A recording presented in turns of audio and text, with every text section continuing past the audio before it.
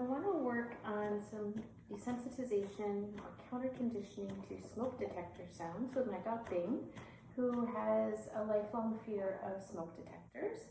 And like Dr. Sackman said, this kind of waxes and wanes. We manage it pretty well, but we don't completely cure it. And so we had a smoke detector battery fail recently, and we've had a resurgence of his fear.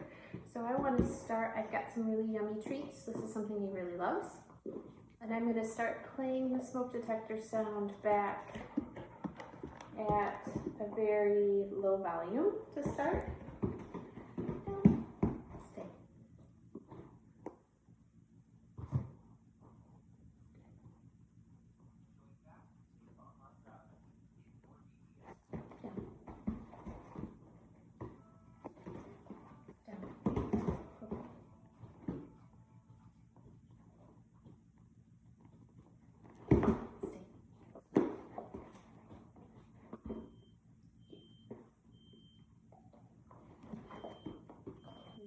Right away, even at that very low volume, I don't know if you could even hear that. That was too intense of a stimulus for him. So he starts showing us some stress signals.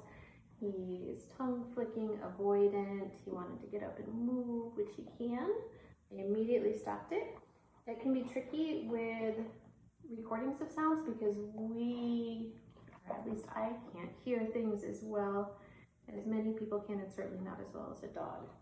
So that was way too intense.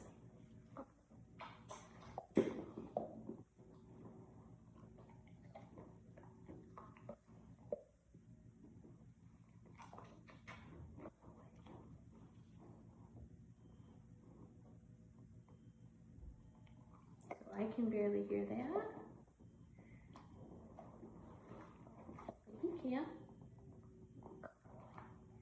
And I don't need a marker for sound counter conditioning because the sound itself can become a predictor of treats.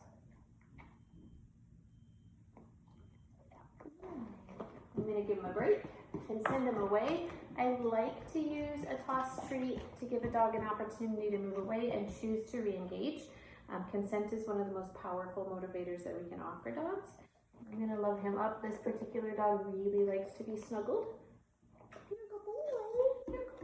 And that stimulus was almost too intense for him, so I can't raise the level of the volume right now.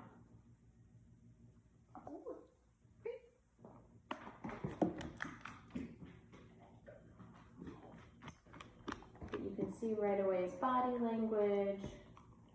His back is hunched. He's far less wiggly than he was at the beginning of this video.